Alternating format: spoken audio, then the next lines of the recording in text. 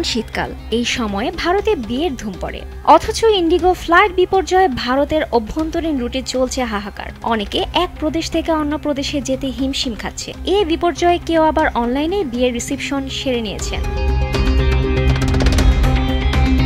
ডিসেম্বরে অনেকের বিয়ের সানাই বাজার কথা ছিল।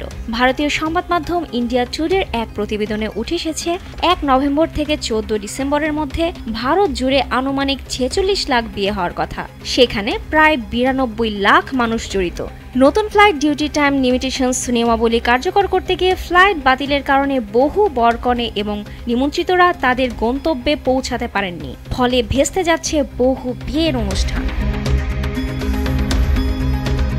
কর্ণাটকের হুবালিতে এক নবদম্পতি ফ্লাইট বাতিলের কারণে তাদের নিজেদের বিবাহোত্তর সংবর্ধনা অনুষ্ঠানে সশরীরে উপস্থিত হতে পারেননি। বাধ্য হয়ে তাদের ভিডিও কলের মাধ্যমে অনুষ্ঠানে যোগ দিতে হয়, যা এক নজিরবিহীন পরিস্থিতি সৃষ্টি করে।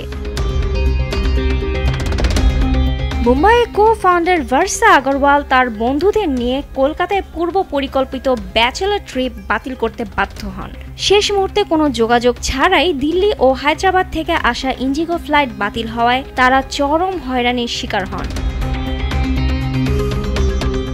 পশ্চিমবঙ্গের শিলিগুড়ির ব্যবসায়ী অনিশ সিংঘানিয়া জানান, ইন্ডিগোর ফ্লাইট বাতিলের পর অন্যান্য এয়ারলাইন্সের একমুখী টিকিটের দাম প্রায় ৫ গুণ বেড়ে ৩৬,০০০ রুপি পর্যন্ত পৌঁছেছে, যা সাধারণ মানুষের সাধ্যের বাইরে। তিনি বলেন, এর ফলে কেবল বিয়ে নয়, জরুরি চিকিৎসা বা ব্যবসায়িক ভ্রমণও অসম্ভব হয়ে উঠেছে। সিঙ্গাপুরের হাই কমিশনার সাইমন ওং ও ইন্ডিগোর ফ্লাইট বাতিলের শিকার হন। তিনি তার একজন কর্মীর বিয়েতে যেতে পারেননি এবং টুইটারে হতাশা প্রকাশ করেন।